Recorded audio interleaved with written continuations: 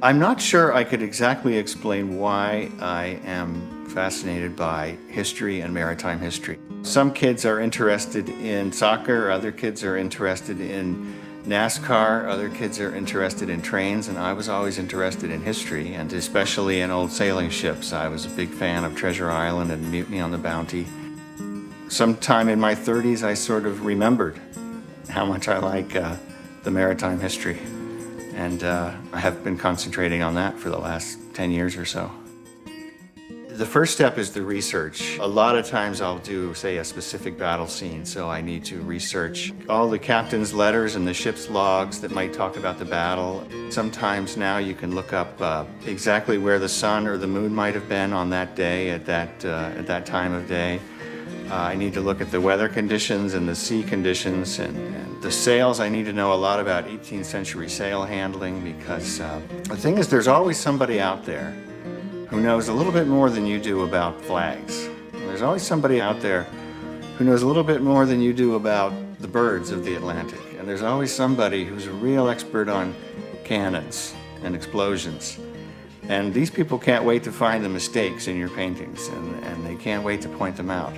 So I have to try to be as expert as I can on all of these items. And that to me is the fun part. That to me is the interesting part, is getting all that right. So I personally don't mind if somebody finds the mistakes and points them out to me, especially if the painting isn't finished yet.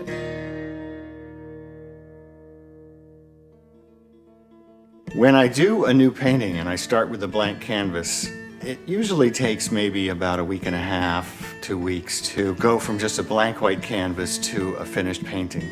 But the research and the planning and the sketching takes much longer than that. It can be a number of weeks, but it also has taken my entire lifetime to find out everything I can about the, 18th century maritime world. So my father was in the Navy. He went to the Naval Academy back in the 50s and actually met my mother at the Naval Academy and got married in the chapel there. And I still have my father's Naval Academy sword as a little inspiration for my historic scenes. Several years ago, my mother came over and brought a box full of things that she had saved in the attic for all these years from my childhood. In the box were like my old report cards and my first driver's license and things like that. And one of the things she brought out was this old painting of a Viking ship that I did when I was about 15, 14 years old. And what struck me was that I was doing a very, very similar painting in my studio at the time. At that exact moment, I was doing a painting of a Viking ship with red striped sails, just like the one I had done as a kid. And it was at that point that it really struck me that now, as an adult, I'm doing exactly what I did when I was a child. So I realized that now I've managed to make a career out of my hobby.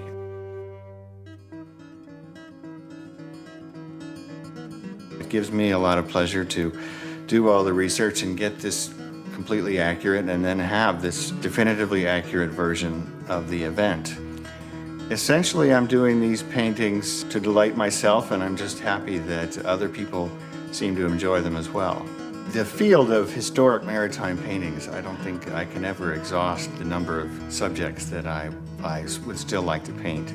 There's just so many subjects, so many types of ships, and so many types of scenes and historic recreations that I could do that I'm sure it could keep me busy till I'm older and grayer and can no longer hold a brush. So, I hope to never retire. I just hope to paint up until the very end.